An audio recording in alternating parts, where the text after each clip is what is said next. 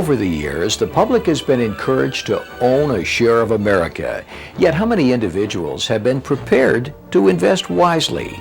The stock market is rarely taught in high school, and even on the college level, investment courses are typically selected only by students with specialized business interests. Free pamphlets and superficial guides have not provided substance. And those good old get-rich-quick books have deluded investors with false hopes of easy gains. Understanding Wall Street provides a good practical education by combining investment fundamentals and many useful analytical techniques. The book and this DVD video were created with two persons in mind. First, the individual who knows little or nothing about the stock market but has always wanted to understand it. And second, the experienced investor who recognizes that there's much more to learn. This DVD video offers more than just a colorful history of Wall Street or how to read the stock tables. It also explains some of the necessary analysis behind successful investing. With the substantial presence of mutual funds, banks, and other large institutional investors, it's widely believed today that the so-called small investor is at a disadvantage in the marketplace. To the contrary, many smaller investors have found it possible to prosper handsomely in this challenging environment, whether the market is going up or down. We'll attempt to show you how and why. At certain times during the showing of this DVD video, in the lower left corner, we'll use a red flag to indicate whenever additional specifics on that subject can be found at the bullsorbears.com website. This feature will allow us to present a few details to our viewers that our broadcast would not otherwise allow. My name is Robert Chesney, and on behalf of the author Jeffrey B. Little, we of Chesney Communications, producers of Window on Wall Street, are pleased to offer this DVD video based on the major elements of his best-selling book. The Understanding Wall Street DVD video was developed with the help of the New York and American stock exchanges, as well as numerous publicly traded corporations such as PepsiCo, Medtronic, AT&T Wireless, 3M, and many others, for which we're most appreciative.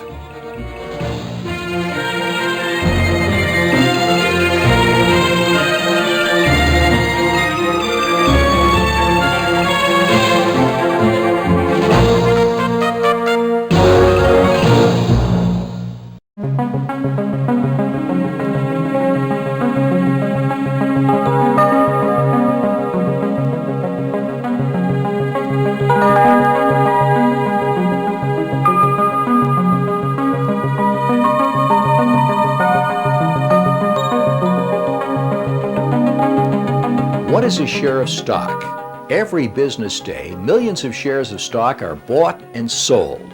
How did these shares originate, and how are the prices determined? For shares to be traded from one person to another, a company must be created. How does it begin? Where does the money come from?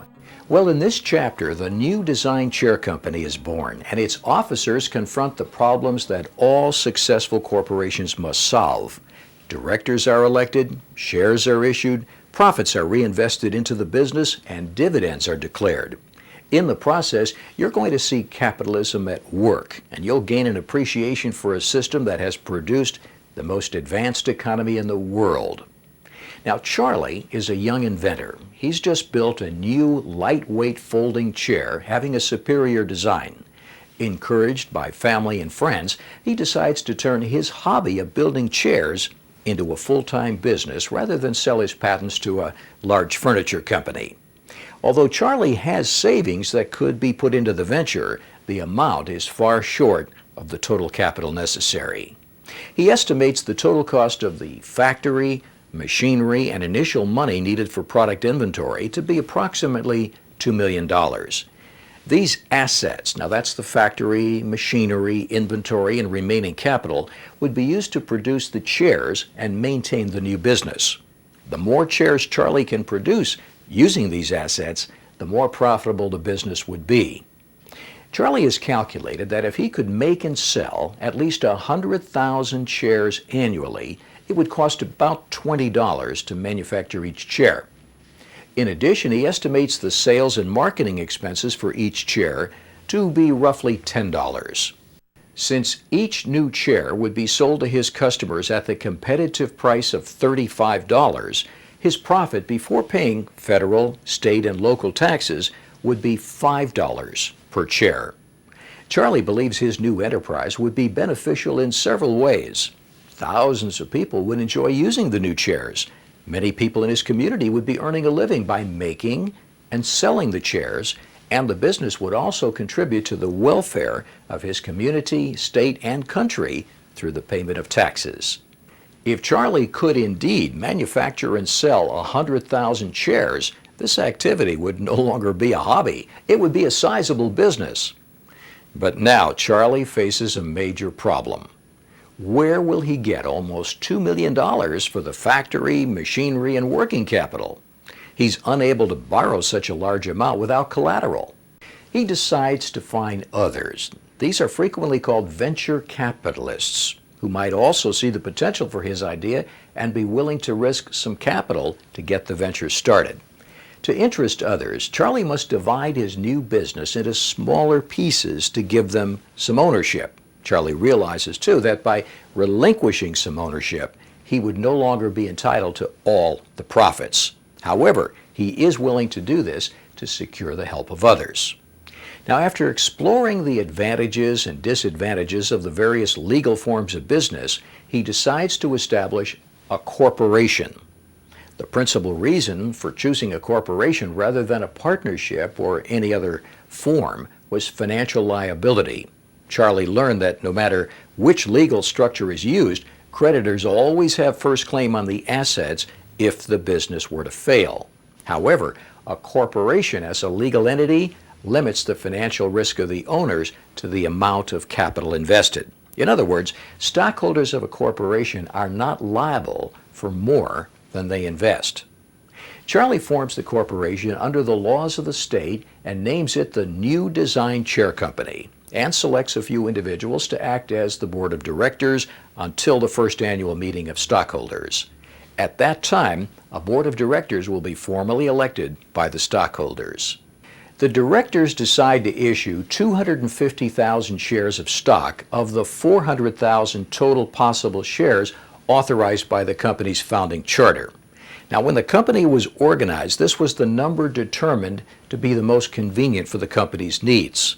The 250,000 shares are divided between Charlie and the venture capitalist in proportion to their agreed ownership, and this was determined by the contribution of each party.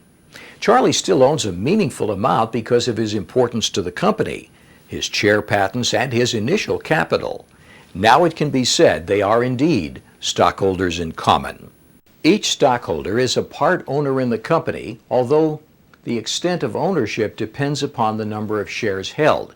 An individual who holds 50 shares of the total 250,000 shares issued owns 1/500th of the entire company, whereas a person who has 10,000 shares owns 1/25th of the company. The remaining 150,000 shares might be issued by the directors at a later date if the company finds it necessary. However, at the present time, the company's ownership is divided into 250,000 pieces. In other words, there are currently 250,000 shares outstanding of 400,000 shares authorized. The members of the board of directors, including Charlie, are elected by these stockholders to oversee the affairs of the company. Each share outstanding, according to the company's charter, is entitled to an equal vote in the annual election of the directors. The New Design Chair Company is now a private corporation owned solely by its small group of founders. However, later they might allow the public to participate. If so, stock would be sold to these new investors through the company's initial public offering, or IPO. But first, a track record needs to be established before going public. Most of the initial $2 million has been contributed in the form of equity capital by venture capitalists. To raise the remaining capital, the company decides to go into debt. If the company were to borrow this money, expecting to repay it in a relatively short period of time, a bank could be approached for a loan. If a longer time period is needed, a few years or more, the company might consider selling bonds. The New Design Chair Company, being a young, unproven business, would probably be unable to issue bonds solely on its word or good name. If it could, bonds of this type would be called debentures. Lenders are usually reluctant to loan money to a new firm without security. Consequently, the New Design Chair Company might be asked to put up some property as collateral. Bonds of this type are often called mortgage bonds. Although the New Design Chair Company would have to pay interest on the money it borrows, present holders would not have to give up ownership as Charlie did when the new stock was issued for equity capital. On the other hand, the lenders, also called the bondholders, do have first claim on the company's property if the company fails to repay the debt. Such a failure is called a default. The importance of profits. Now, why would Charlie and his associates risk their personal savings to build a factory to manufacture the chairs? They could have deposited their money into a bank account rather than investing in the new enterprise. The money would have been safe and the bank would have paid them interest. Why would anybody be willing to risk money, let alone $2 million, to start the New Design Chair Company? The answer is very simple: profits. Charlie and his associates saw an opportunity to make a good profit on each chair manufactured if the company met its business objectives. The stockholders also saw the possibility of increasing their profits in later years if more chairs could be manufactured and sold. In short, Charlie and his associates figured they could achieve a much better return on their money by investing in the new venture rather than simply receiving interest from the bank. Now, time has passed. Charlie's projections were accurate and the venture has been successful. According to the statement of income in its recent annual report to stockholders, the New Design Chair Company sold 100,000 chairs last year, resulting in a net profit, also called earnings, of $260,000, just as Charlie had anticipated. The stockholders of the company are now entitled to divide this money among themselves. Since there are 250,000 shares outstanding, dividing the earnings of 260,000 equally means that for every share held, a stockholder would be entitled to $1.04 per share. Now that's 260,000 divided by 250,000 shares. This calculation is called earnings per share. If next year or the year after the New Design Chair Company increases its production and earns, for example, $500,000, the calculation would be $2 per share. That's $500,000 divided by 250,000 shares outstanding. Each year, the directors of the company must decide what to do with the earnings. If the company were to distribute to its stockholders part or all of last year's $260,000 in earnings, this cash payment would be called a dividend. The size of the dividend declared by the directors each year would most likely be determined by the amount of profits available. However, regardless of the total amount declared, each share would receive an equal dividend. The stockholder owning a greater number of shares would, of course, receive a larger dividend check from the company. The directors of the New Design Chair Company might declare only a small dividend, or maybe none at all. If most or all of the $260,000 net profit is used to increase the size of the factory, hire more people, or add to the company's research program to design better chairs, the stockholders might enjoy higher earnings and bigger dividends in later years without having to invest any additional capital. This growth process is called internal financing. At the board meeting, the directors declare a dividend of 26 cents per share, or a total of $65,000, which is 1/4 of the earnings. In effect, the 26 cents per share dividend represents a 25% payout of the $1.04 earnings per share. The remaining $195,000 not paid out will be reinvested back into the business. These retained earnings will also enhance the financial condition of the company, expressed by reports that are released to shareholders periodically. Financial reports. The new design chair company, like most companies, will regularly provide financial reports to its shareholders and other people who might be interested, including lenders and potential investors. Financial reports will be discussed in detail later on in the program. However, for the purposes of this discussion, in general terms, two important reports are always included in the company's year-end annual report to shareholders. First is the balance sheet. This shows what the company owns, what it owes, and the value of the remaining amount, called stockholders' equity. Now, what this is the net worth of the stockholders' ownership at the end of the year. Second, the statement of income indicates the new design chair company's sales, costs, and profits earned during the year. Obviously, the stockholders will be watching the company's earnings progress very closely. As they examine the profitability of the business, they'll be asking two basic questions. First, how much profit was produced by each sales dollar? And second, how much profit was produced by each dollar of stockholders' equity? The typical U.S. company today earns about 7 cents profit after taxes from each sales dollar. This is, in effect, a net profit margin of 7%. This profit also typically represents approximately 15 cents of each dollar of stockholders' equity, or as they say, a return on equity of 15%.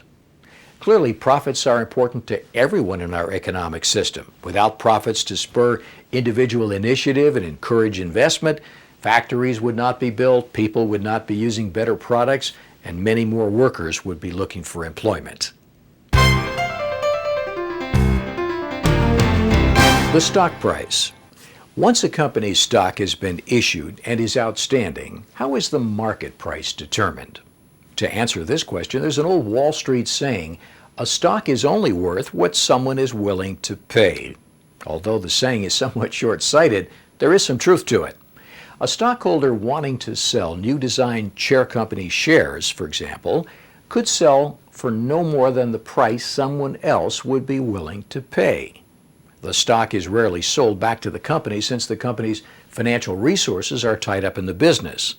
If the firm is prospering and the outlook is bright, there could be many eager investors ready to buy the shares at the asking price or maybe even higher. A large demand could well lead to higher bids for the stock. On the other hand, if the business outlook is unfavorable, an anxious buyer, it might be very scarce. Perhaps the asking price would have to be reduced to attract buyers. It is simply the supply and demand situation at that moment. Now, there's many factors to consider when estimating the value for the stock. However, an investor is most interested in the company's earnings outlook, dividend prospects, and financial condition. The stock price revolves around these three fundamental factors as investors compare the stock to all other investment opportunities. Two Wall Street terms frequently used to appraise stocks are price-earnings ratio and dividend yield. Now, these are not nearly as complicated as they sound. Let's look at them. First, price-earnings ratio. The P/E ratio, or P/E multiple as it's also called, simply describes the relationship between the stock price and the earnings per share. It's easily calculated by dividing the price of the stock by the earnings per share figure. For example, if the price of the stock happens to be $30 and the annual earnings per share is $1.50, then the P/E ratio is 20. That's $30 divided by $1.50 per share. Let's talk about dividend yield. The dividend yield, often just called the yield, represents the annual percent return that the dividend provides to the investor. The yield is calculated by dividing the annual cash dividend per share by the price of the stock.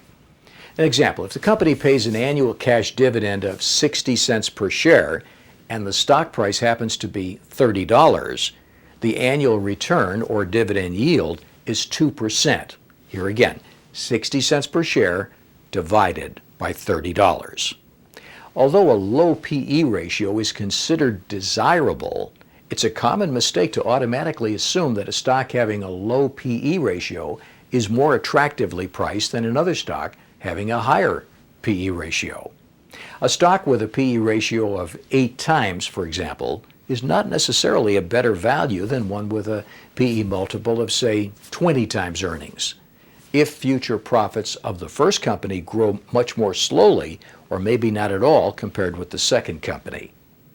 A higher P/E ratio implies but does not necessarily mean greater investment risk. The same applies to the dividend yield. A stock paying a dividend that yields a return of, say, 7% is not necessarily more attractive than another stock with a lower dividend yield of 2%, for example. How secure or safe is the dividend? What is the chance that the dividend will be increased in the future?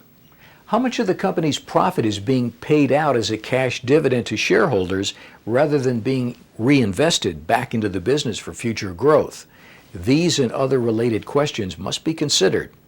Of course, the P/E ratio and the dividend yield never remain constant. The P/E ratio increases and the dividend yield declines when the stock price moves higher. Conversely, the P/E ratio declines and the dividend yield increases when the stock price declines. Moreover, the P/E ratio and dividend yield will also vary as the company's earnings and dividends increase or decrease. Over a period of days, weeks, or months, the price of a stock can fluctuate widely depending on the direction of the overall stock market or news items affecting the company or its industry. Sometimes a stock will rise or fall at random and for no apparent reason. Any number of circumstances or events can influence the confidence of investors and that delicate supply-demand balance of buyers and sellers.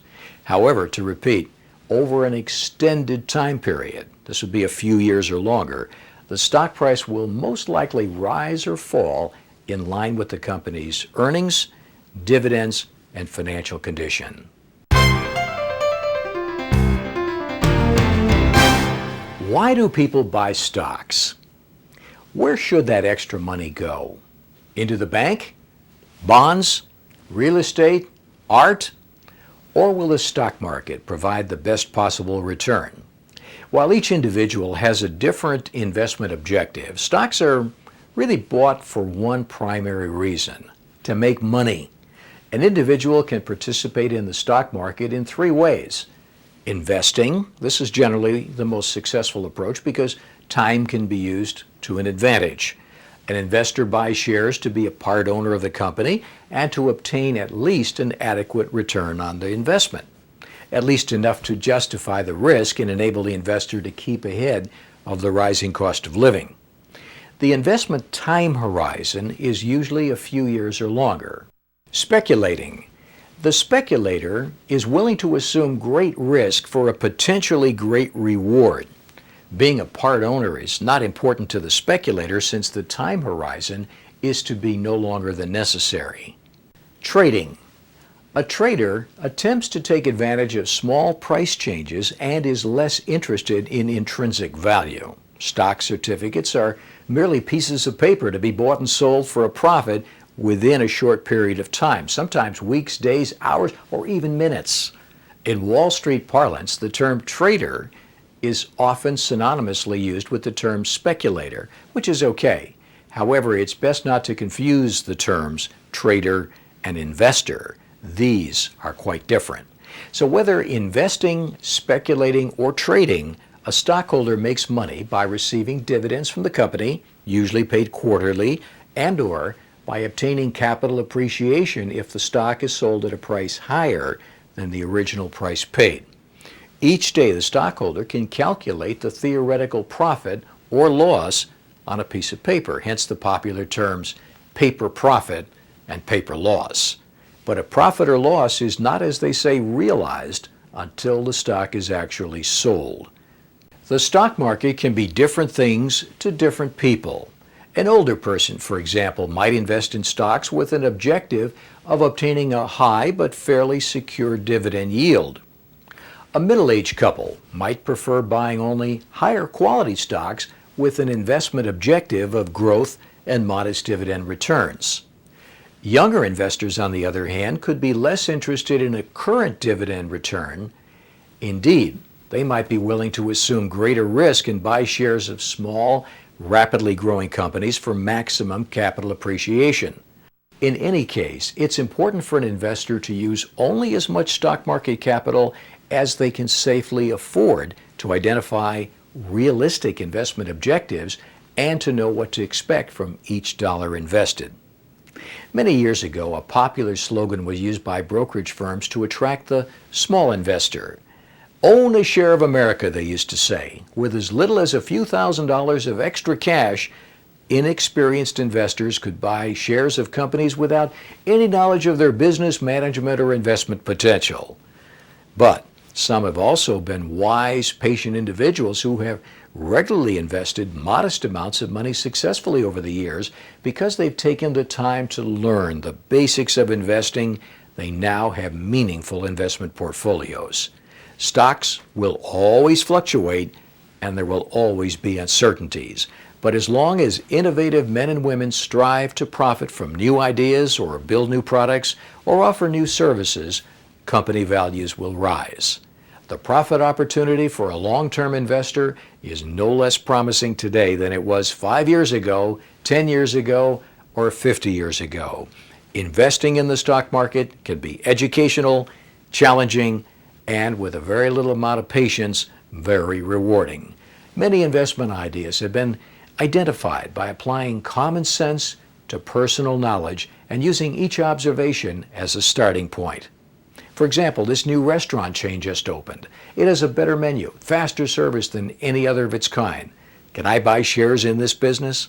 Or this product is poorly constructed and inferior to its competition. I'd never want to own shares in this outfit. Or just a few weeks ago, I saw Charlie demonstrate a new chair. It is indeed superior in every way. Maybe the new design chair company is a great investment idea.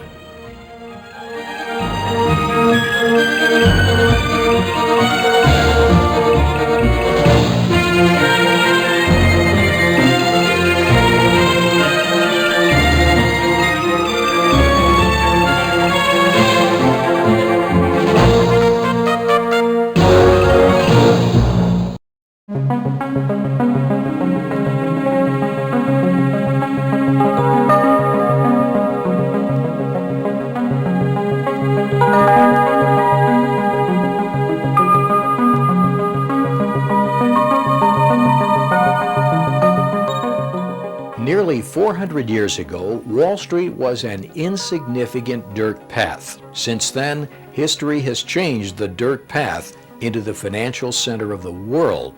Yet Wall Street, perhaps the most famous of all streets, might also be the least understood. Many people are frightened away by the apparent complexities of investing.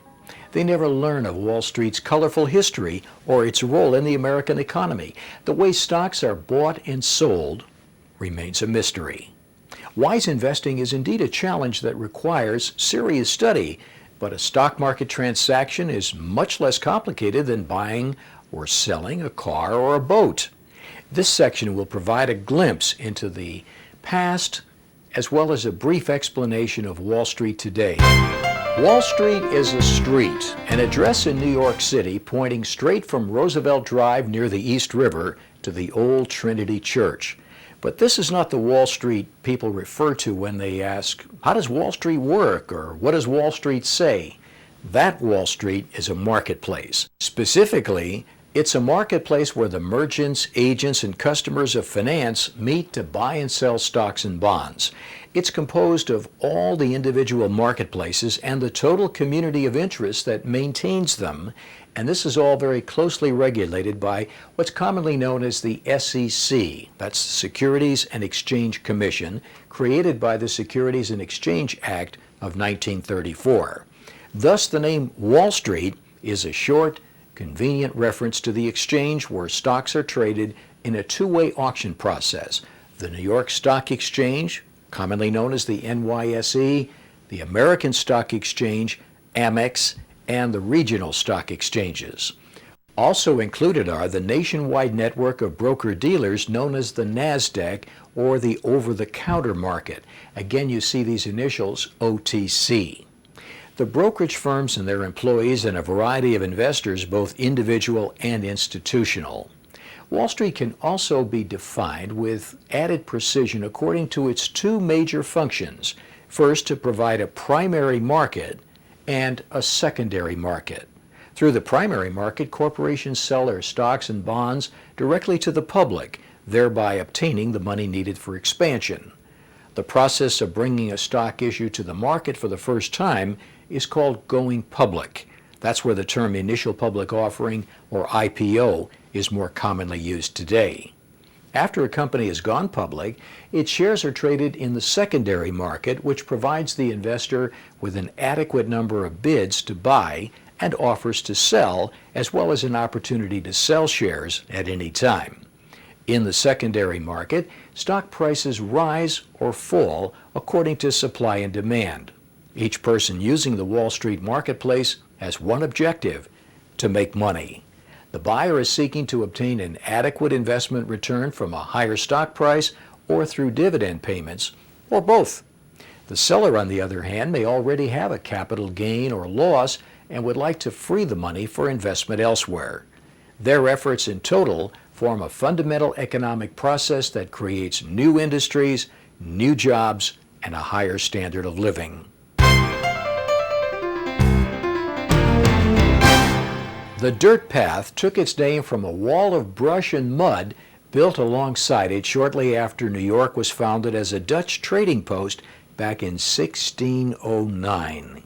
The wall, later improved with a wooden fence, was built to keep cows in and Indians out.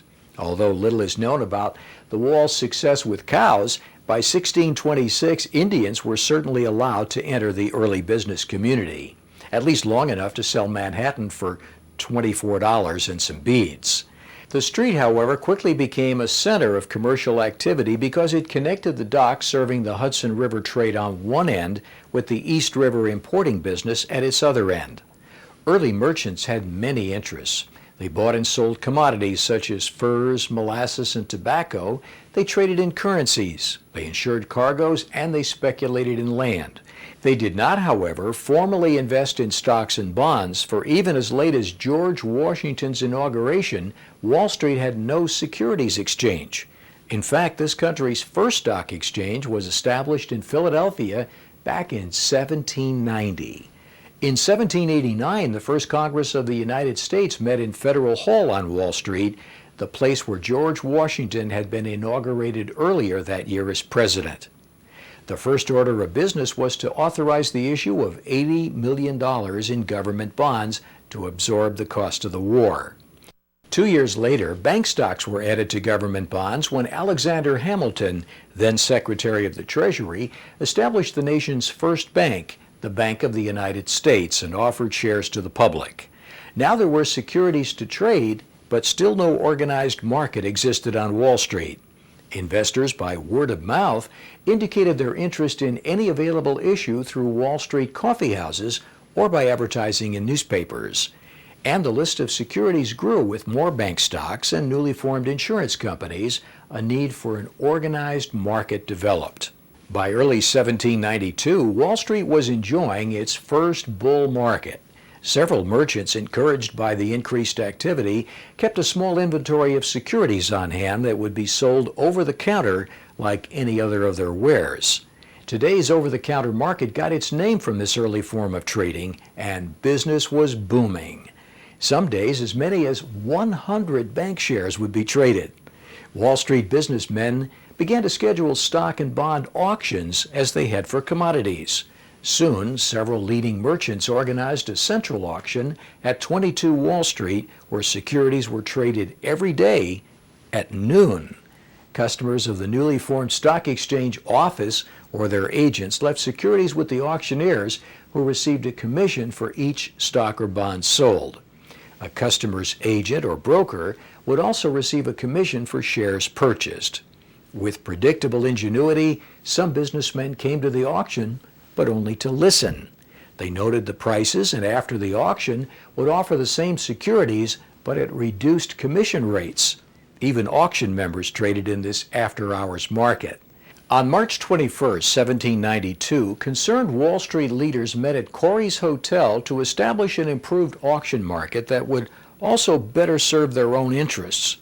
On May 17, 1792, 24 men signed a document they called the Buttonwood Agreement, in which they agreed to trade securities only among themselves and to maintain fixed commission rates as well as avoid other auctions. These men are considered to be the original members of the New York Stock Exchange.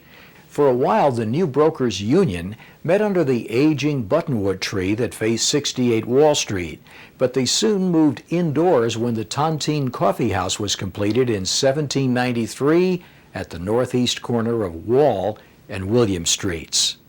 They prospered and moved indoors to larger quarters at what is now 40 Wall Street on March the 8th, 1817. The members then adopted a formal constitution creating the New York Stock and Exchange Board. Every morning, a list of all the stocks to be auctioned was read to the assembled board members, who would then make bids and offers while seated. Only members were allowed to trade, and the privilege to sit at the auctions cost $25. The fee was later raised to $400. To this day, a member of the New York Stock Exchange is said to own a seat, although he's never seated while trading. The board moved several times until it took space in a building located at the present NYSE site in 1863. Also that year, its present name was adopted. In 1865, New York Stock Exchange members were prohibited from trading at the evening exchange. The building occupied by the New York Stock Exchange today was completed in 1903. Brokers not able to afford a seat on the board or who were simply refused membership often found it difficult to make a living. In poor markets, many went bankrupt. Others drifted away to take odd jobs elsewhere, only to return for another try when business improved. By 1850, Wall Street was throbbing with activity. Gold had been discovered in California, and the country turned its attention to the West. Mining stocks and railroad shares were extremely popular. Many issues considered too speculative by the board were eagerly traded by non-members. Few could afford office space, so they traded in the street. By the late 1870s, the corner of William and Beaver Streets filled daily with brokers shouting out orders to buy and sell. They were called curbstone brokers, and their market was known as the curb. In the early 1890s, when the curb was moved to Broad Street for more room, many brokers used offices in the nearby Mills Building. There, telephone clerks took orders and shouted them to the brokers below.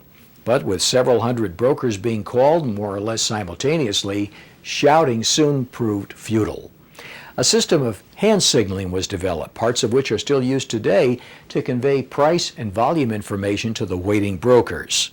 Clerks would lean out the windows of the Miller Building or balance precariously at an outside ledge, working their fingers furiously.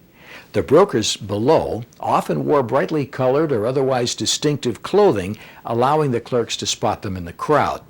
Although it looked like pandemonium, the brokers knew that certain stocks were traded at specific landmarks, usually lampposts. Action was brisk in any kind of weather. In 1908, Emanuel S. Mendels Jr., a leading curbstone broker, organized the Curb Market Agency, which developed appropriate trading rules but had little enforcement power. In 1911, Mendels and his advisors drew up a constitution and formed the New York Curb Market Association. One of the most colorful spectacles in American business ended on the morning of June 27, 1921. Edward McCormick, the Curb Market's chairman, led the curbstone brokers in a march up Wall Street to their newly completed building on Trinity Place behind Trinity Church. They sang the Star-Spangled Banner and went inside to begin their first session on the new trading floor. Inside, each trading post was marked by a lamppost, which interestingly resembled those left behind on the street. In 1953, the New York Curb Exchange, as it was called after 1928, adopted its present name, the American Stock Exchange.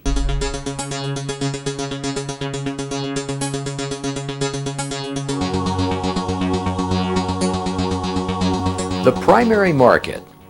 The investment process begins with a primary market. Its focal point is the investment banker. That's an important member of Wall Street who specializes in raising the capital business requires for long-term growth.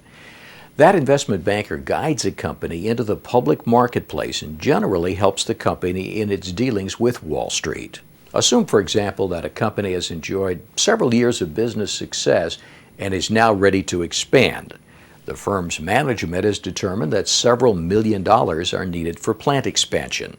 An investment banker is contacted to explore financing alternatives, including the possibility of going public. Before recommending a specific method of financing, the investment banker must consider several factors such as general economic conditions, the Wall Street market environment, and the company's particular circumstances, including its financial condition, earnings history within its industry, and business prospects. These and other factors would also be used to establish an offering price.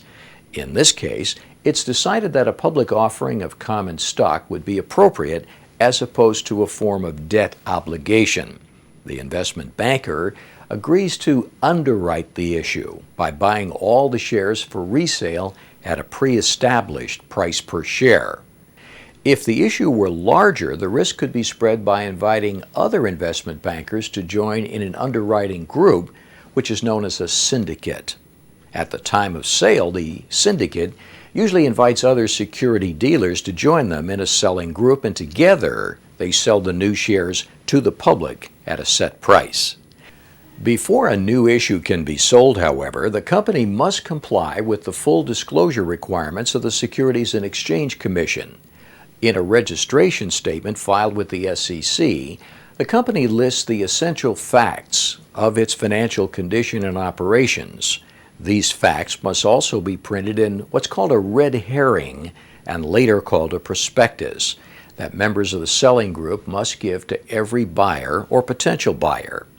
The company pays all the underwriting costs, allowing the buyer to purchase the stock free of any commissions or other charges. In general, this is the only time a stock price is ever fixed, when the price is temporarily supported by the investment banker.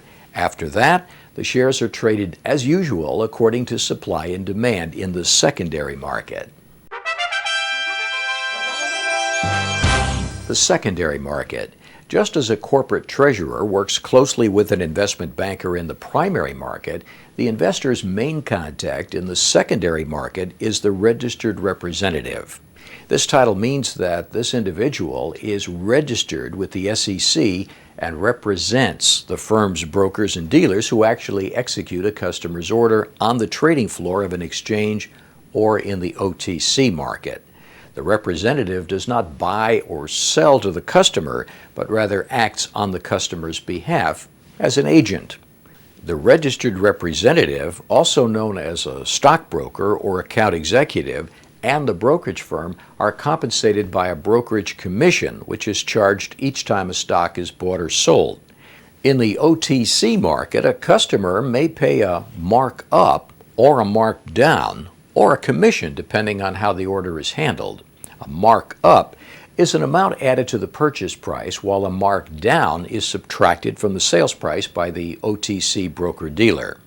The actual markup or markdown must conform to the National Association of Security Dealers, that's commonly known as the NASD, and these regulations limit the amount that may be charged. The NASD regulates the over-the-counter market under the supervision of the SEC. Prior to 1975, an investor could expect to pay a predetermined minimum commission depending upon the number of shares involved and the price for any stock listed on an exchange. This system of minimum fixed commission rates was abandoned on May 1st, commonly known as May Day of that year, ending a practice that began when the first members of the NYSE agreed to charge fixed rates back in 1792. At the SEC's direction, commission charges on all orders were made fully negotiable. Thus, it's now possible for an investor who would have had no choice but to pay a fixed commission under a set schedule to bargain with brokers for the lowest commission rate, although competition does tend to keep the rates low. Of course, major financial institutions such as pension funds, banks, insurance companies, and mutual funds have the greatest bargaining power due to the large amounts of stock in each of their orders. If the transaction is for 10,000 shares or more, it's referred to as a block trade and has an even lower per share transaction cost. Orders of this type account for the majority of activity on the New York Stock Exchange today. In addition to varying commission rates, brokerage firms, also called brokerage houses, differ by the types of services offered. The main office of a large NYSE member firm, for example, usually includes trading departments for exchange-listed stocks, OTC stocks, and various types of bonds. A research department where security analysts appraise the investment potential of securities, an underwriting department for new issues, a corporate finance department for investment banking, and appropriate record-keeping departments for account maintenance and securities safekeeping. Other firms may offer only a few of these services, and still others specialize strictly in order execution. All firms must, however, conform to extensive SEC requirements as well as additional exchange or OTC rules. Cash and securities held in custody are usually insured by the Security Investors Protection Corporation, that's a federal corporation, and by other insurance companies. Only an exchange member is allowed to execute orders on the exchange trading floor.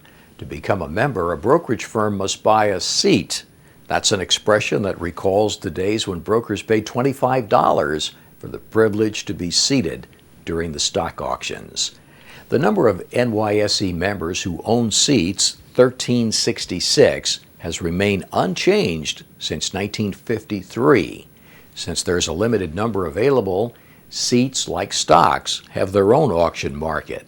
By 1929, the price of a seat rose to $625,000, then it dropped to $17,000 in 1942, and later hit a record of $2,650,000 in 1999. Recently, the price was quoted at almost $2 million.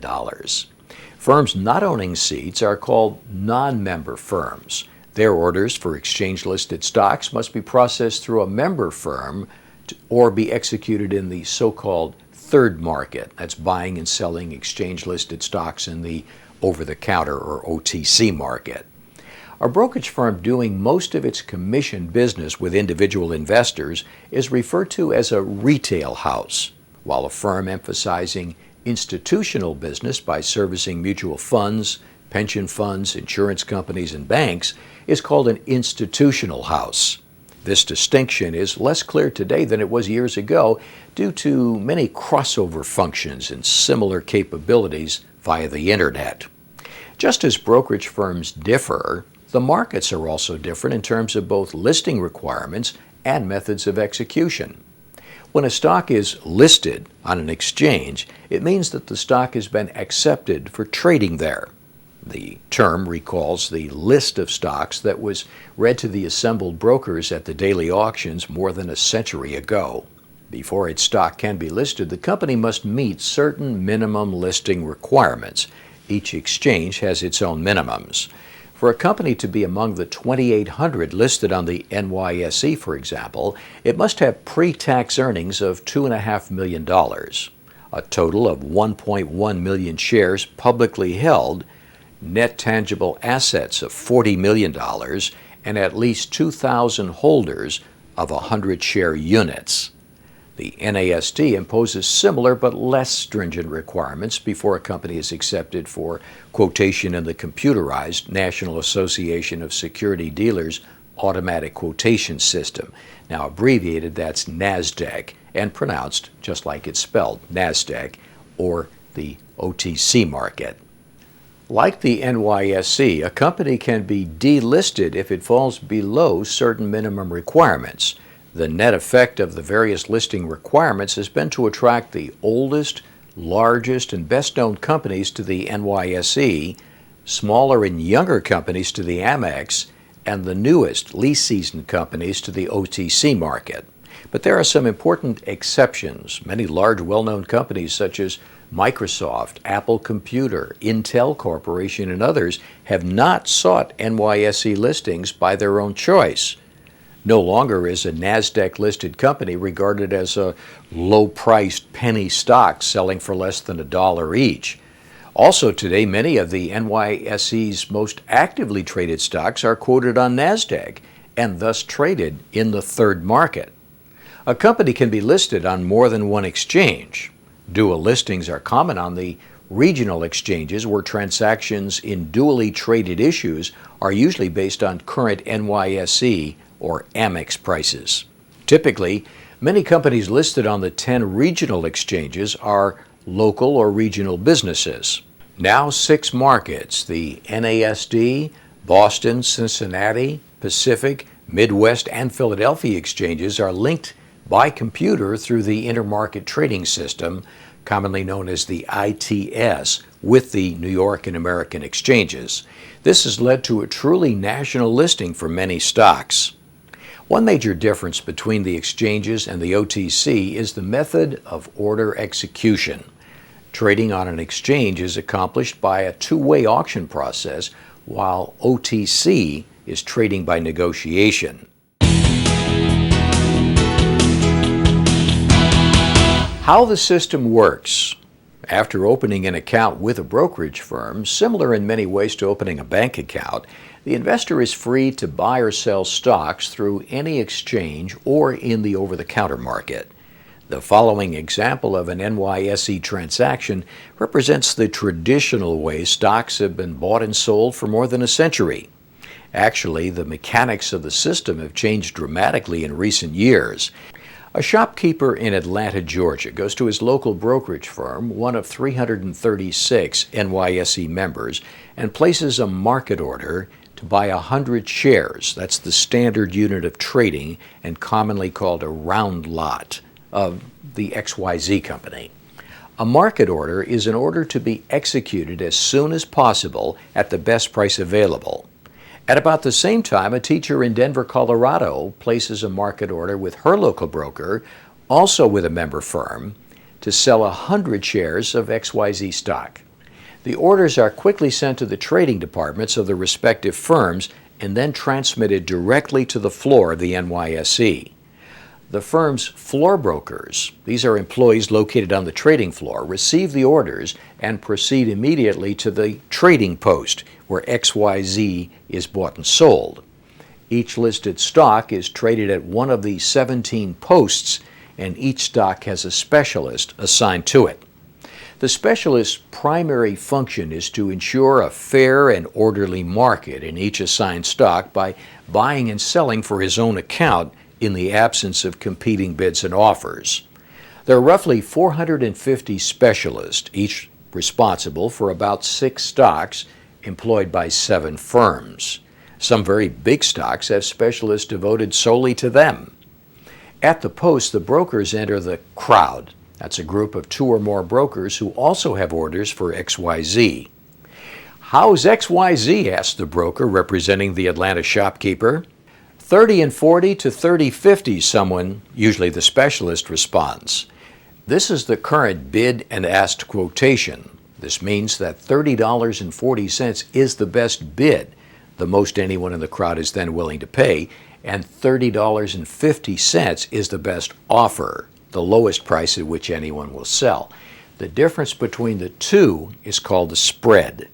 The shopkeeper's broker would try to get a better price than the offer by saying 30 and 45 for 100, but if there's no response, the broker could raise the bid, but also risk losing the best asking price. Perhaps at $30.45, the teacher's broker hollers, "Sold!" feeling it's the best price he can expect at that time. The transaction has been completed. The customers are notified by their registered representatives, often within a minute or two after the order was first sent to the floor. The company's stock symbol, usually an abbreviation of the name, and the execution price of the trade are both printed immediately on the consolidated ticker tape, which is displayed electronically in brokerage offices throughout the country. If there had been no offers to sell stock when the floor broker representing the Atlanta customer arrived at the post, the specialist would have filled the order himself by selling stock from his own account. Similarly, if the broker had a sell order, the specialist would have bought the stock for his own account. The specialist's bid and ask quotation reflects the orders in his specialist book, a notebook containing special types of customer orders for each assigned stock. Orders in the specialist book cannot be executed immediately because they are away from the market. That is, they are above or below the price at which the stock is currently being traded.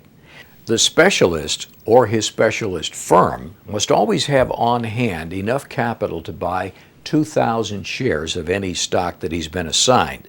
In discharging his responsibility to preserve a fair and orderly market, the specialist attempts to keep the spread narrow and minimize any sharp price fluctuation either up or down.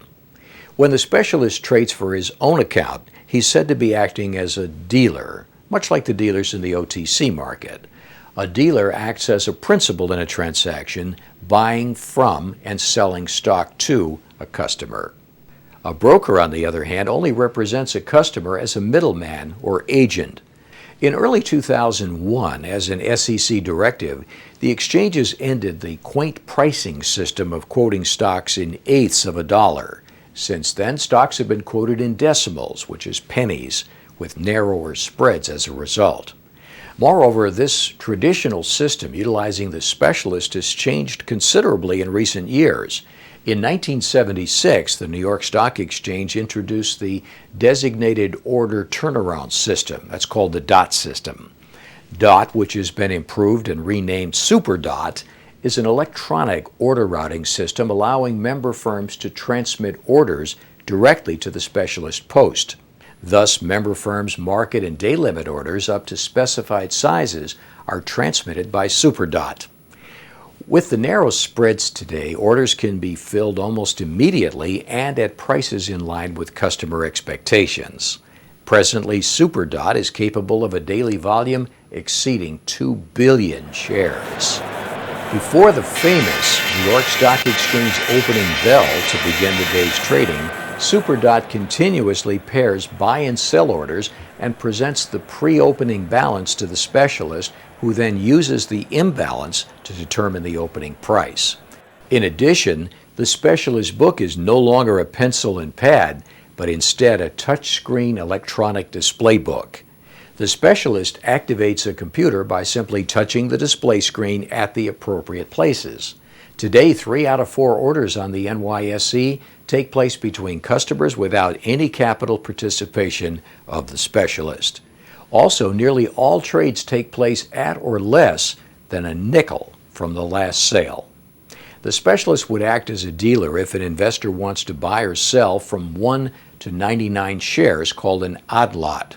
On the NYSE, an odd lot order with a price limit is processed by computer and is executed automatically at the next round lot price struck at the post. The specialist receives periodic reports indicating how many odd lot shares have been added to or subtracted from his inventory. If the Atlanta shopkeeper wanted to buy 100 shares of an OTC stock rather than an exchange-listed stock, the order would have been sent to the firm's OTC trading desk. The individuals at the desk are referred to as broker-dealers because they can act in either capacity depending on the circumstances. The shopkeeper's order may be filled directly from the firm's inventory if the broker-dealer makes a market in the stock. In this case, the broker-dealer acts as a principal, or in other words, as a dealer. As a market maker, the dealer maintains an inventory of the stock and must be prepared to buy or sell at least 100 shares at any time, and must announce bid and ask prices continuously. The OTC trading department, through the registered representative, quotes a single net price to the customer, which includes the dealer's markup. The customer is free to negotiate for a lower price. The order is completed as soon as the customer and the dealer agree. If the broker-dealer does not make a market in the stock and the stock is quoted in the NASDAQ system, the broker-dealer interrogates the system's computer by typing the trading symbol of the stock onto a keyboard attached to an electronic display screen. The names and bid and ask quotations of all market makers in that stock instantly appear on the screen. The broker-dealer then calls the market maker offering the best quote, negotiates a price, and buys the stock for the customer. The broker-dealer has acted as a broker or agent and charges the customer a commission. If the stock is not among the 4,000 stocks currently being quoted on NASDAQ, the broker-dealer will have to negotiate a price with one of the market makers listed in the pink sheets. That's a daily list of all OTC market makers and their quotes published by the National Quotation Service. The process takes longer, but is otherwise identical to a NASDAQ system trade. The OTC market is the largest securities market in the country. Although it does not meet in any one central place, OTC broker-dealers are connected by the computer of the NASDAQ system and by telephone. Traded in the OTC market are almost all federal, state, municipal, and corporate bonds, almost all new issues, most mutual funds, several foreign stocks, and nearly 30,000 domestic stocks. The aggregate dollar volume of the OTC market greatly exceeds the dollar volume executed on all stock exchanges combined. Program trading. Computerized program trading has increased in recent years and now represents more than 1/3 of NYSE daily volume. A program trade, which typically involves a computer-directed trade of a basket of stocks immediately and automatically executed, has been a controversial subject. In general, the net result of this activity tends to increase the volatility of stocks overall, but also adds to their liquidity. And there are some controls. The collar, which suspends program trading activity whenever the specified Dow Jones Industrial Average limit is reached, is calculated quarterly. The circuit breakers, which apply under more extreme conditions, can halt all trading volume when the Dow Industrial Average declines by 10%, 20%, and 30%. These rules do not change marketplace emotions, but they act as a calming factor. Who buys stock?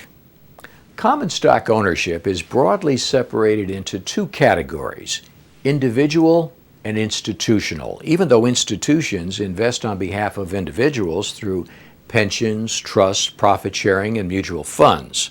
In recent years, investor surveys have placed the number of individuals who own shares, either directly or indirectly, at approximately 84 million, divided almost equally between men and women. Although stockholder characteristics vary widely, it's generally believed that the average share owner has a median age in the middle to upper 40s, and that about 2/3 have had education beyond high school. To the surprise of some, according to recent surveys, not more than 20% of all shareholders have a family income above $100,000. Also, a majority of shareholders have investments in IRA-type accounts, 401ks, or KEO accounts.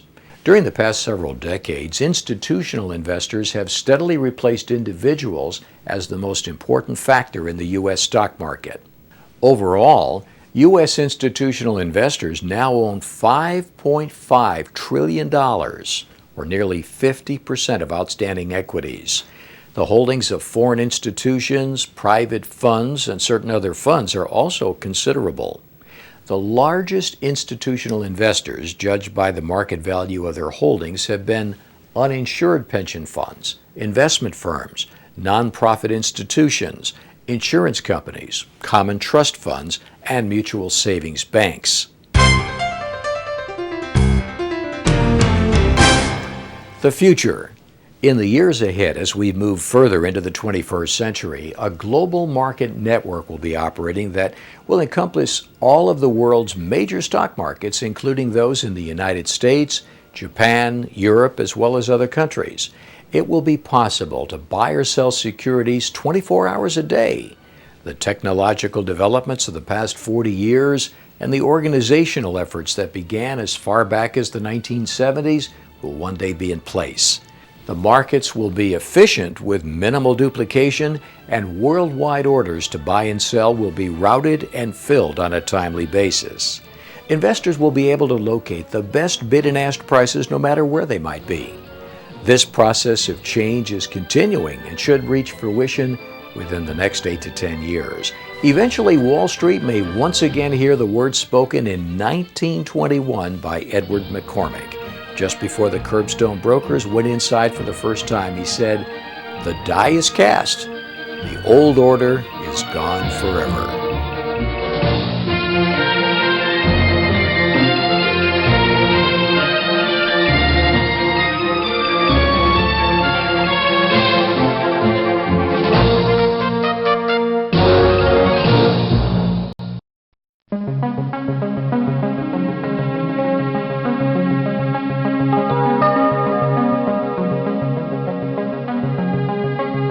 Analyzing your company. The company with the best performing stock over the long run, 10 or 20 years, almost always has a superior record of earnings, dividends, and improved financial condition. An individual investor will find it easier to identify such a company once the rudiments of security analysis are mastered. In this segment, we'll show you how to read corporate financial statements, and we'll highlight the most important analytical concepts used by successful long-term investors. Financial statements. The annual report, usually published a few months after the company's fiscal year ends, is the best place to begin the analysis of a company. The typical report contains the president's letter to stockholders, which outlines the events of the past year and the present status of the corporation. The body of the report explains the company's business operations in greater detail. Located in the back is the financial section, and that is the most revealing part of any annual report. This section contains 3 important financial statements. The income statement presents the company's business results for the year. It shows in dollar terms the company's sales, costs, and profits over the past 12 months compared with the preceding 12-month period. The balance sheet presents the company's financial condition at the end of the year by listing, first of all, what the company owns, that would be assets such as cash, inventory, factories, equipment, and so on. Second, what the company owes. These would be liabilities such as short-term bank borrowings and long-term debt. And 3, the stockholders' equity, which is the difference between the assets and the liabilities. Said another way, on every balance sheet, the total assets figure to be always equal to the sum of the company's total liabilities figure and the stockholders' equity figure. The statement of cash flows, also called the source and application of funds statement, is best described as a bridge between the income statement and the balance sheet. It explains exactly how the company's financial position changed during the year.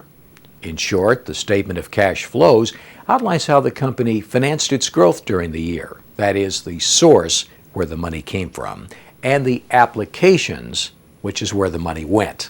All 3 statements are accompanied by a series of footnotes that explain the figures in greater detail. Sometimes these footnotes contain significant information and are very well worth reading. Also, there's a table showing several years of financial history. This table generally includes income data, balance sheet data, and supplementary statistics that can further help an investor understand the company and its background. In addition, the financial section contains a report submitted by an independent accounting expert indicating that the statements were prepared in accordance with generally accepted accounting principles and that the financial statements present fairly and on a consistent basis the financial position of the company for the years noted.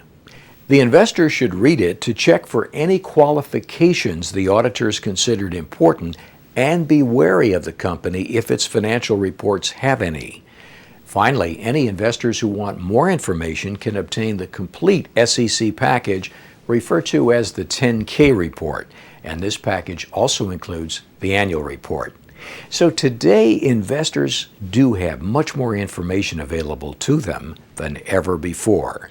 To better understand the examples to follow, an investor should be familiar with several terms. On the income statement, the term sales is used to describe the total dollar amount received for the products sold to customers during that period. Cost of products sold, or sometimes called cost of sales, represents the cost of manufacturing these products. These costs include raw materials, wages, salaries, fuel, and other direct production costs. The difference between the company's sales and cost of sales is called gross profit. The figure for selling, general and administrative expenses include officers' salaries, sales commissions, advertising, spending, research and development expenses, and other general expenses. The term depreciation is often used to describe the gradual decline in value of assets, such as buildings and equipment. Depreciation is not a cash outlay. Nevertheless, it's another cost of operating the business due to the reduction in service life of the property. These assets are typically in use for more than a year, and therefore an estimated portion of their original cost is recognized as they're used up. The operating profit is calculated by deducting cost of sales, SG&A expenses, and depreciation from the sales figure. Once all costs and expenses are deducted from all revenues, the profit that a company achieves before paying taxes, federal, state, and local, as well as foreign, is called profit before taxes, or more simply, pre-tax profits. The profit that a company earns after deducting taxes is referred to as net earnings. On the balance sheet, the balance sheet is divided into three major parts: assets, or what the company owns; liabilities, or what the company owes, and the difference between them, known as stockholders' equity. The company's assets and liabilities can either be current or long-term. Current refers to any time within 12 months from the date of the balance sheet, whereas long-term refers to any time period beyond 12 months. Current assets are assets that are expected to be converted to cash within 12 months. Current liabilities are obligations that will be paid within 12 months. Among the important items included in current assets, besides cash and securities, are accounts receivable. That's money owed to the company primarily by customers, and inventories, raw materials, work in progress, supplies, and finished products ready to be sold. Current liabilities include an accounts payable figure that represents money the company owes to raw material suppliers and others in the normal course of business. A notes payable figure in the current liability section indicates the company is obligated to pay a debt, often to a bank or a supplier, within 12 months. One important term used frequently is working capital, which is simply the excess of current assets over current liabilities. Long-term debt is debt that the company will have to repay sometimes beyond 12 months after the date of the balance sheet. The footnotes of the annual report explain in greater detail the types and obligations and exactly when the debt is due for repayment. The company's long-term debt could be in the form of bank debt, mortgage bonds, debenture bonds, which are issued solely on the credit of the company rather than secured by property, or other types of obligations. Stockholders' equity, sometimes called net worth, represents a value of the stockholders' ownership in the company and is defined as total assets less total liabilities. When a stockholder calculates the amount of equity behind each share, the result is called book value. A book value per share figure is determined by dividing the amount of stockholders' equity by the number of shares outstanding. In addition to common stock, many companies have preferred stock outstanding. As the name implies, these shares have preference over common stock in the payment of dividends and in the event of corporate liquidation. If preferred stock is outstanding, any amount to which preferred shareholders are entitled must first be deducted from total stockholders' equity before calculating book value of the common. Basics of analysis. When it comes to security analysis, it's important for investors to remember that the management of each company has one thing in common with every other. That is an obligation to achieve the best possible investment return for the owners of the business. That's the stockholders. When one individual buys a share of stock from another individual, the investor is acquiring a share of ownership in the business and a part ownership of the company's equity. This equity belonging to the stockholders is entrusted to the management. They have an obligation to invest this money wisely, taking into consideration the company's opportunities, its expertise, and the degree of risk the stockholders are willing to assume. Investors who want to learn more about the techniques behind fundamental analysis should obtain a copy of the book Understanding Wall Street, on which this video and DVD is based. They can get it from a library or the bookstore, or of course Amazon.com. However, in this next portion, we'll be briefly describing several of the most important calculations and ratios that are covered in greater detail in the book. One of the most important calculations in security analysis is figuring the company's return on equity. This ratio indicates the rate of investment return the company's executives have been able to achieve on the equity entrusted to them. A return of much less than 10% is generally regarded as unsatisfactory. Another important calculation is the retention rate, or in other words, the percent of net earnings reinvested back into the business rather than being paid out as dividends. The retention rate is easily calculated from the statement of cash flows by dividing the amount of net earnings reinvested back into the business. That is, net earnings less dividends by the net earnings figure. A company that grows entirely by reinvesting its earnings back into the business is said to be self-financing.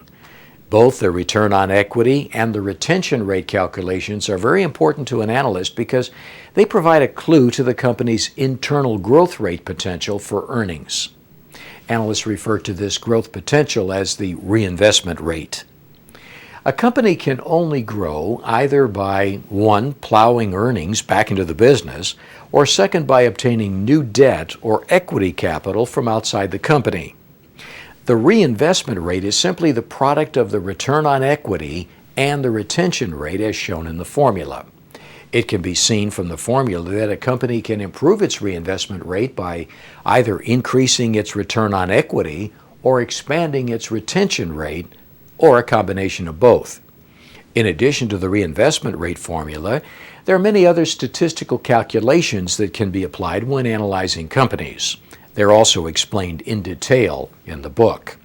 The pre-tax profit margin, or just pre-tax margin as it's often called, shows how profitable the company's operations have been, taking into account all sources of income and all costs before paying income taxes.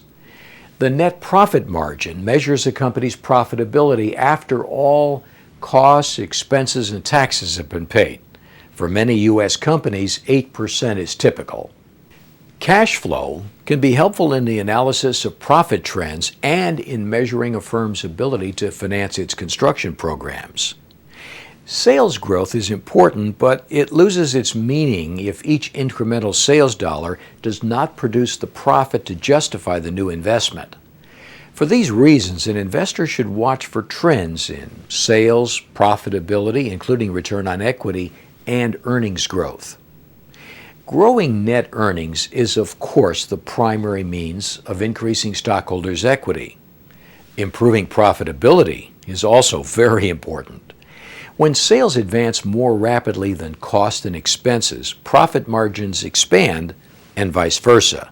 After all, simply stated, it's an investor's objective to identify companies that are improving their ability to pay dividends.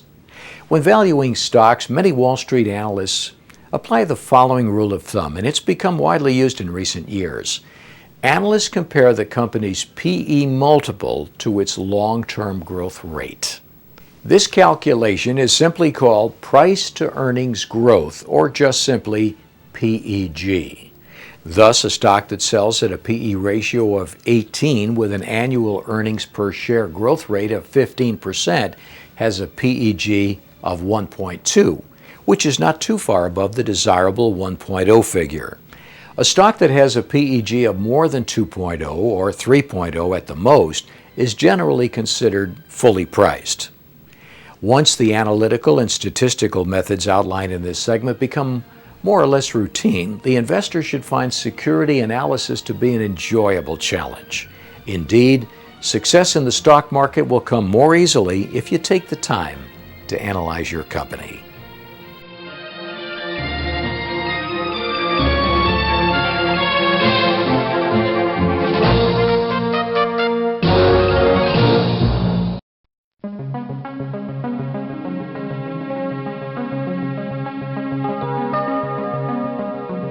Reading the financial pages.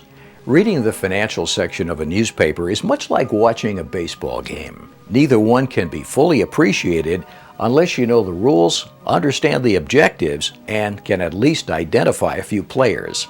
Some readers may even quit before they begin, discouraged by what appears to be endless columns of meaningless numbers and equally unintelligible graphs. But the financial pages, although they seem confusing at first, are not difficult to comprehend. Once mastered, this section of the newspaper can be read quickly and easily. This chapter of the video will help explain why many people open directly to the business section before any other and why they consider reading the financial pages to be an important part of their day. The Dow Jones Averages. The Dow Jones Industrial Average is by far the most popular single indicator of day-to-day market direction. Charles H. Dow, one of the founders of Dow Jones Company and first editor of the Wall Street Journal, is credited with the original 1884 calculations of what are still, to this day, the most widely followed stock market averages in the world.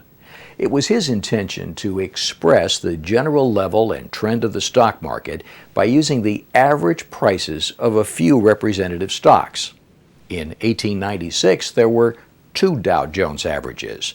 Most important at the time was the Dow Jones Railroad Average, which was comprised of 20 rail stocks. The other average, containing 12 stocks, representing all other types of businesses, was called the Dow Jones Industrial Average, the DJIA.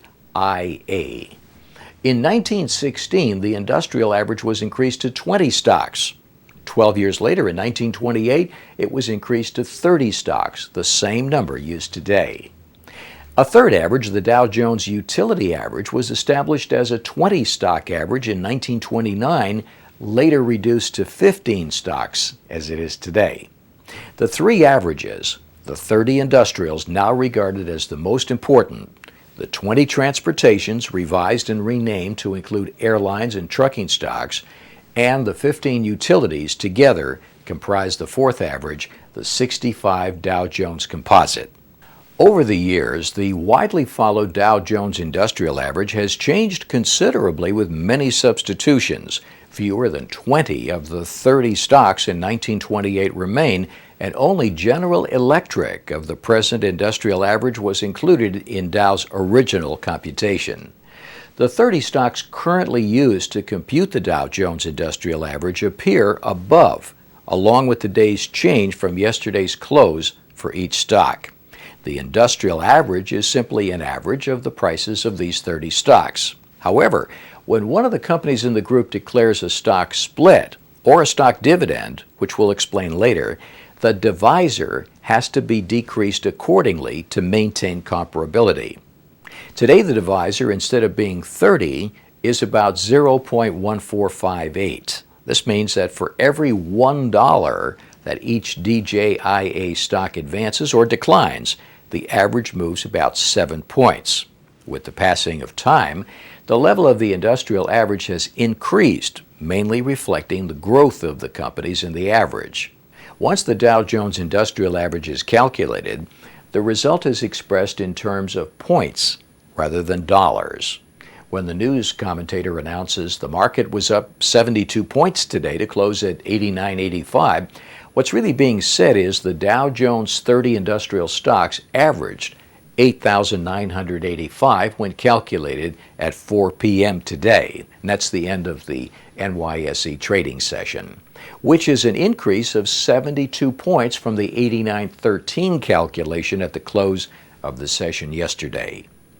The DJIA is frequently criticized because a higher price stock such as 3M tends to have a greater influence on the average than a lower price stock such as Disney. In addition, some people would prefer a broader list than just 30 or 65 stocks. As a result, other market barometers are also watched very closely. One is the Standard & Poor's 500 Index, which was first calculated in 1957. Weighted accordingly to the market value of each security in it, the S&P 500 accounts for almost 85% of the dollar volume value of all stocks listed on the New York Stock Exchange. However, the DJIA stocks are its most important top issues.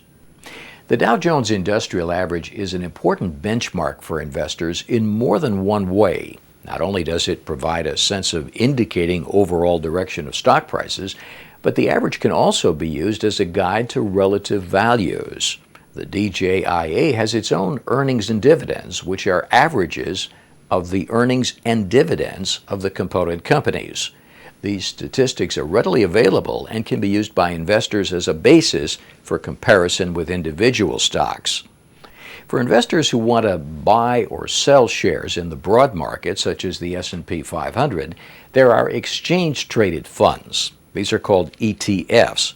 Anyone who wants to invest directly in the Dow Jones Industrial Average can do so through an ETF called Diamonds. There's an Amex symbol for that, DIA. The stock tables.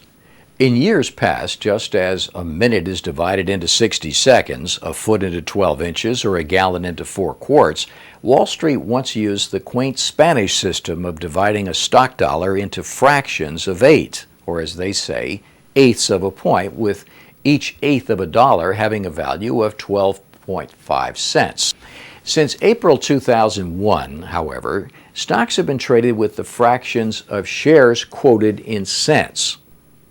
Each line of the daily stock table tells a different story. As an example, assume the long-term stockholder in the 3M company is reading a copy of the Wall Street Journal or any other major daily newspaper. 3M is the well-known manufacturer of Scotch tape and thousands of other products. Its stock is listed on the New York Stock Exchange and can be found alphabetically in the T section of the stock table with the heading New York Stock Exchange Composite Transactions. Since this shareholder has been watching 3M stock for many years, its exact location on the stock table can be found very quickly. Today's paper reports the transactions that occurred yesterday, as illustrated above. The 3 columns to the left of the company's name shows the price range of the stock over the preceding 52 weeks and its percent change, which is 2.1% since the beginning of the current year. On this day, 3M closed at $125.83, up 75 cents from the close of the preceding day. During the session, just a little over 1,800,000 shares, referred to as volume, were bought and sold, and with every trade there was both a buyer and a seller. The MMM notation immediately to the right of the company's name is the stock's ticker symbol. The figure to the right of the symbol is the company's estimated annual dividend per share based on the last quarterly or semi-annual payment rate. This expected dividend of $2.48 is higher than the $2.40 per share that 3M holders received 12 months earlier, and about 50% greater than the dividend that was paid to this shareholder when the stock was first purchased 9 years earlier. Fortunately, 3M's earnings have improved over the years, and the company's directors have increased the dividend periodically, which explains why the stock has more than doubled in value during this period. The stock's current 2% dividend yield is indicated on the stock table. Although a 2% yield does not appear especially exciting right now, this long-term shareholder is very satisfied. Due to increased earnings and dividends over the years, the stock price is much higher now, and today's $2.48 dividend represents an annual return of more than 5% on the original investment made 9 years ago. This investor is also encouraged by the fact that 3M has paid dividends every year continuously since 1916. Management is obviously conscious of this enviable record. Stock market activity. On the first or second page of most daily newspapers that have a financial section, a special market activity segment appears that shows total shares traded, the volume. And it highlights the 10 or 15 most active stocks of the day and those that have gained or lost the most during the session. Volume is important, but investors should not be concerned if a particular stock is on or not on the most active list. A stock can rise or fall on high or low volume. The number of shares traded during the day is totaled by each exchange after it closes. However, the total volume reported by the New York Stock Exchange is the figure most often used by commentators to describe the day's market activity. In addition to using stock market averages, the general market trend can be seen by glancing at the market breadth figures, usually found in the market diary column near the stock tables. These figures, available for the NYSE as well as the other markets, show the number of stocks that have advanced or declined for the day, the number of shares that advanced or declined, as well as the number of stocks that reached new high or low prices in the past 12 months. These statistics have only limited value on a day-to-day basis, but they become more significant as trends are established over a period of time. Wall Street professionals often say it's a market of stocks rather than a stock market, and to a great extent, this is true. The company's business prospects will always be the most powerful influence on a stock's price action, and it's not unusual to see a stock or a group of stocks contrarily hit new highs in a bear market or sink to new lows in a bull market. However, a broad stock market advance or decline can have an important effect on an individual stock. For this reason, it pays to keep abreast of the technical condition and the trend of the overall market. Earnings reports. Over the long term, a few years or longer, the price of a stock will most likely rise or fall in line with the company's earnings, dividends, and financial condition. Consequently, there's a tendency for investors to anticipate future earnings reports, which in turn places some importance on earnings announcements and how these figures are perceived by investors. A company usually reports its sales and earnings results every 3 months. In most cases, the figures are available a few weeks after the quarter ends. A majority, but not all of the companies end their business year on December 31st, the end of the regular calendar year. If December 31st is used rather than a fiscal year that ends on another month, the first quarter would close on March 31st, the second quarter on June 30th, and the third quarter on September 30th. These quarterlies are referred to as interim reports. A company's year is comprised of 3 interim reports and 1 annual report. A quarterly interim report is mailed to each shareholder almost immediately. However, many of the pertinent figures will frequently appear over the news wires and in the newspaper a few days before the report is actually received by the shareholder. Sometimes the earnings report is better or worse than Wall Street expects, and this can produce an immediate positive or negative price change in the stock. Although most long-term investors do not buy or sell stocks based solely on quarterly results, short-term traders are often influenced by these reports. Most major newspapers publish company sales and earnings announcements. The Wall Street Journal devotes considerable space to these reports in a daily column entitled Digest of Corporate Earnings Reports, usually found near the middle of the paper. The reporting formats between newspapers can differ, and some tables are easier to interpret than others. The fourth quarter announcement for the 3M company is a good example. This brief report tells the reader that in the 3-month period ending December 31st, 3M's revenues increased 7.3% to just over $4.13 billion, compared with about $3.85 billion in the same quarter a year earlier.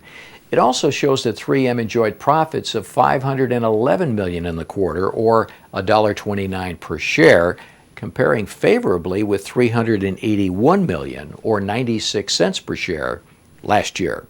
3M reported a sharp improvement in the fourth quarter in line with its guidance a few months earlier. The company's annual numbers, that's earnings per share of $4.99 on revenues of $16.3 billion, were of course also part of this announcement. And as many better managed companies do, 3M released rough guidelines for the next quarter and for the year to come. Once in a while, it's necessary for a company's management to revise its projections, either up or down, as the year progresses. If it is negative, this so-called earnings warning could hurt the stock price temporarily. However, as a rule, long-term investors should not make rash portfolio decisions based solely on interim reports, although they should be monitored. Of course, not all companies have the benefit of publicity with each quarterly report, but 3M is a widely held blue-chip stock.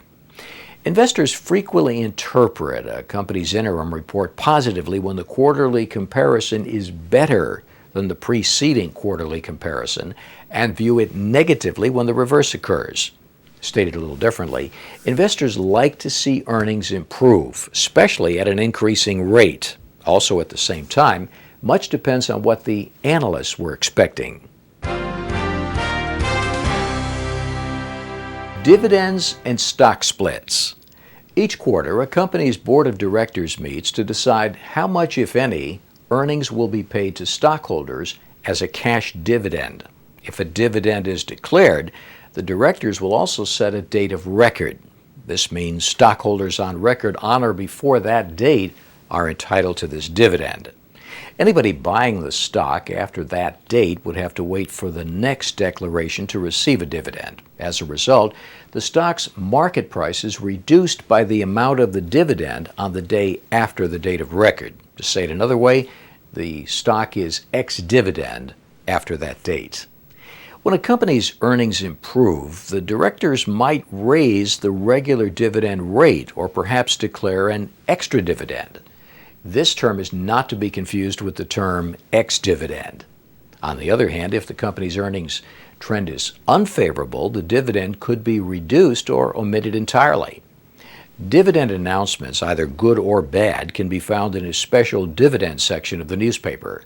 Sometimes the directors of a corporation will want to conserve cash but still reward the stockholders. In this instance, the directors might declare a stock dividend.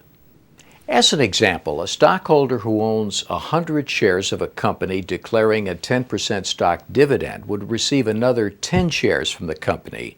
Although the value of all 110 shares would be the same as the 100 shares held initially, the pie is simply being divided into 11 pieces rather than 10.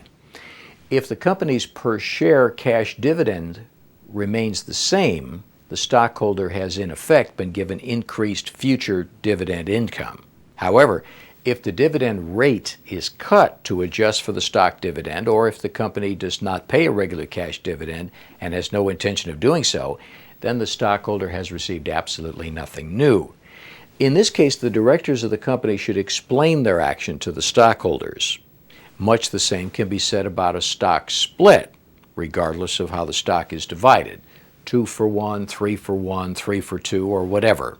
For example, if XYZ company has 20 million shares outstanding and the directors declare a 2 for 1 stock split, there would be 40 million shares, or twice as many outstanding after the split.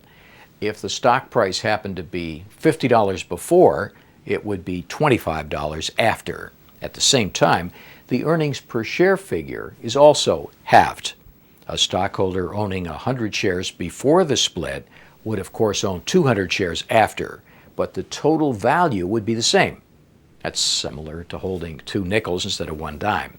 In other words, unless the dividend is increased, The stockholder receives nothing new when a company's stock is split. There is, however, a school of thought that a lower priced stock becomes more marketable or more attractive to the investing public. To a certain degree, this is true.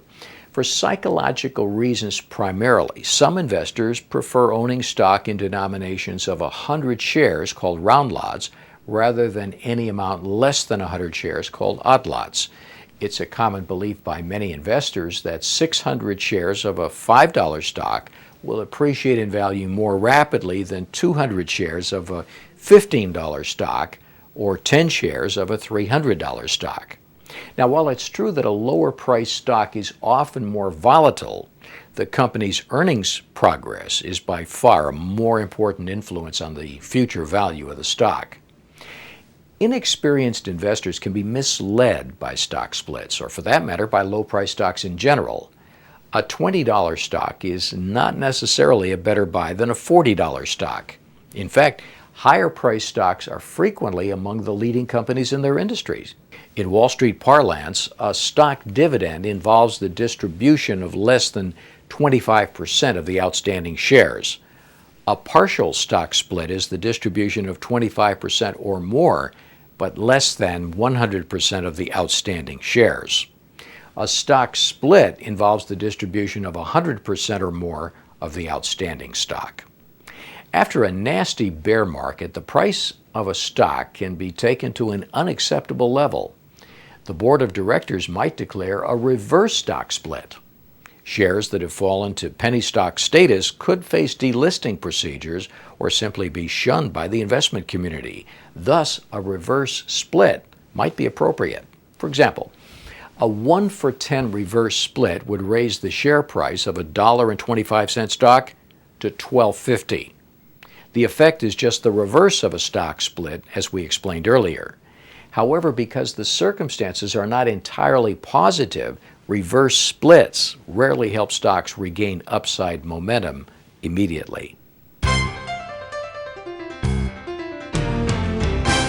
Short interest. One popular Wall Street trading technique is short selling, or selling a stock short. When an investor expects a stock to rise, it's purchased with an intention of selling it later at a higher price. On the other hand, if the price is expected to decline, the shares can legally be sold short by borrowing them from a broker and then immediately selling them on the open market. The short seller must buy an equivalent number of shares back later, hopefully at a lower price. Once repurchased, the same number of shares is repaid to the broker. The profit, or the difference between the price at which the stock was sold and the price at which it was later purchased, belongs to the short seller, less commissions and taxes, of course. At mid-month, each exchange announces its short interest figures. This is a list of companies showing individually the number of shares that have been sold short and were still short as of the indicated date, usually the 14th or the 15th.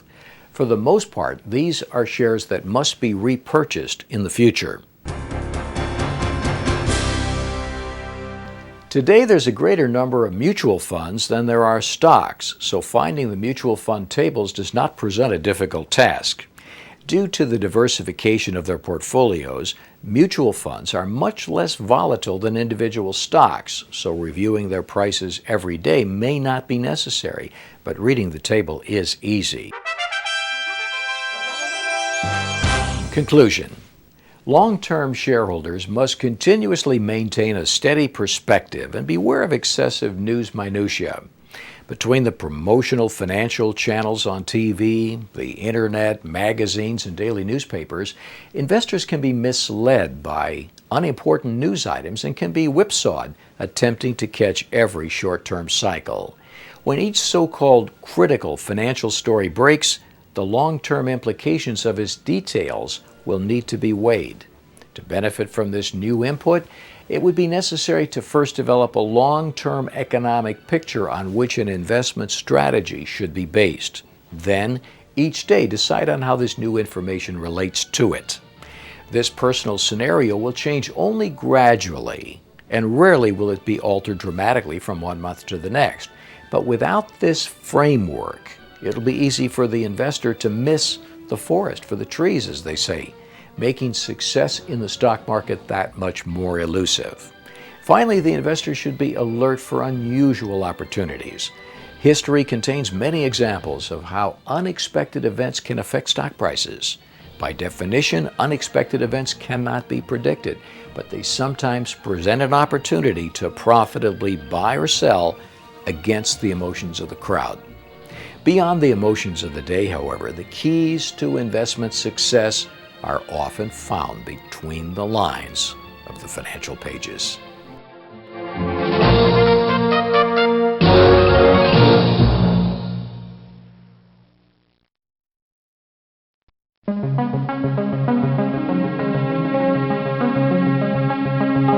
Why a growth stock? A true growth company has some control over its destiny because it has the ability to finance itself internally by reinvesting earnings back into the business. Growth stocks, appropriate for most but not all portfolios, require patience and usually possess somewhat greater short-term market risk due to their higher PE ratios. But over the long run, growth stocks have been by far the most successful approach to investing in the stock market. Perhaps the best single definition of a growth stock is a company that, by growing earnings over time, improves its ability to pay dividends. One of the best contemporary examples of this definition is Microsoft, a rapidly growing firm that increased its profits to billions of dollars before declaring its first dividend ever in 2003. In the 12-year period since 1990, Microsoft's earnings increased at a rate exceeding 31% annually. Even though this company's growth is much slower today, over the years, Microsoft's ability to pay dividends improved substantially as its earnings soared. Any company that grows its profits at a rate of 10% per year doubles its earnings in 8 years and triples its earnings in 12 years. When earnings per share grow at 15% per year, a company's profits double in 5 years, triple in 8 years, and grows 5 times as much in 12 years. At 15% per year, a company grows to 10 times its original size in 17 years. For example, the stock of 3M Company rose an average of 10.7% per year between 1950 and 1980. And PepsiCo rose almost as much during the same time frame. Over this 30-year period, 10 to 11% per year appears to be a modest return. But to say it another way, $1,000 invested in either of these companies at that time would have enjoyed a market value of $20,000 at the end of that period. And this doesn't even include dividends. Also, neither were obscure, unknown entities in 1950. The same held true in the decade since 1980. In the 12 years since 1990, 3M's share price has risen 3.3 times and PepsiCo stock has risen 3.5 times. And both were well-known multi-billion-dollar companies with a consistent earnings growth record in 1990. Shortly after 3M was founded in 1902, the company converted an old flour mill on the shore of Lake Superior into a sandpaper manufacturing facility. Since then, the company has introduced a steady stream of new products, from research discoveries developed either internally or acquired. Today, 3M is probably best known for its Scotch tape and Post-its, which are only among thousands of consumer and industrial products the company produces worldwide. Although most people are not aware of it today, PepsiCo was one of the best performing stocks during the years of World War II. And over the years, the company has developed a portfolio of food and beverage products that has made it one of the premier growth companies of all time.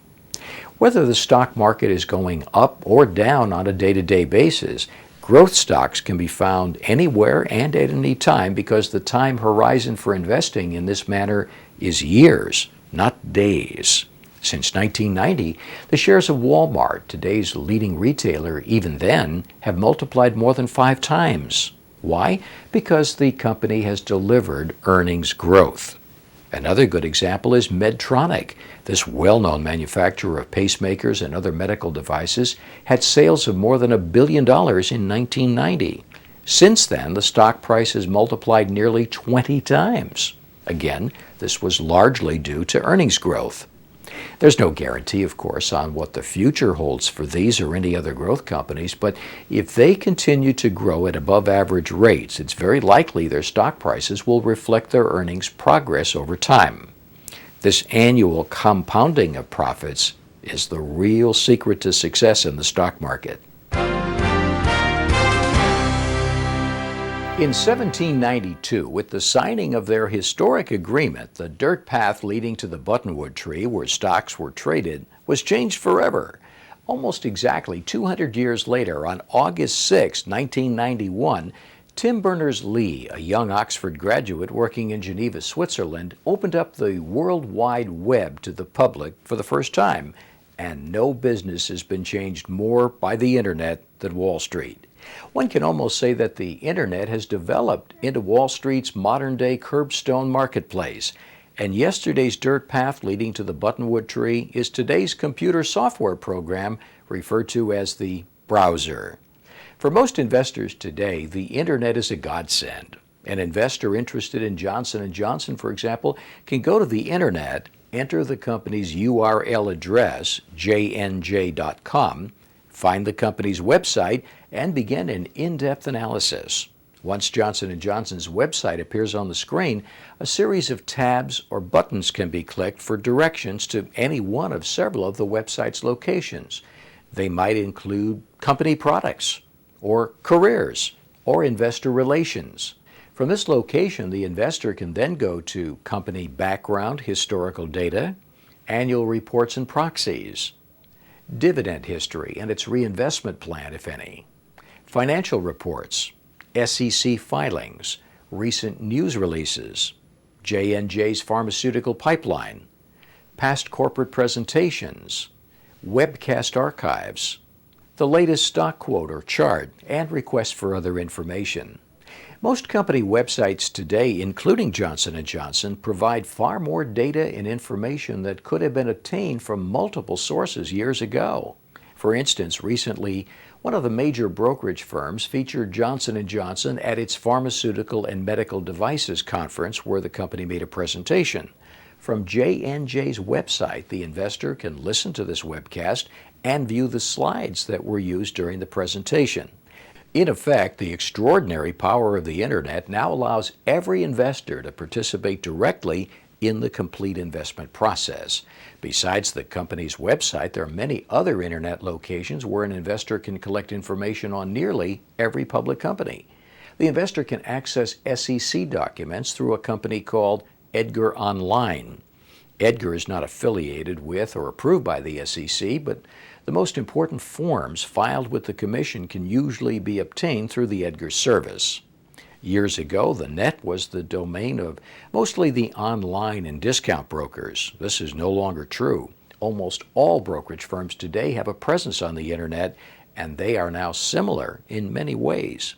Investors have the ability to obtain real-time quotes and, of course, buy and sell securities online with a response time of under a minute. Well, this brings to a close our edition of Understanding Wall Street, the DVD video. In the short time span of 2 hours, we've touched only on the highlights of the book. In fact, there are several topics covered in that text that could not be discussed here. That would be bonds, technical analysis, and stock options, to name a few. Also, at certain times during the showing of this DVD video, in the lower left-hand corner, we used a red flag to indicate whenever additional details on that subject could be found at the bullsorbears.com website.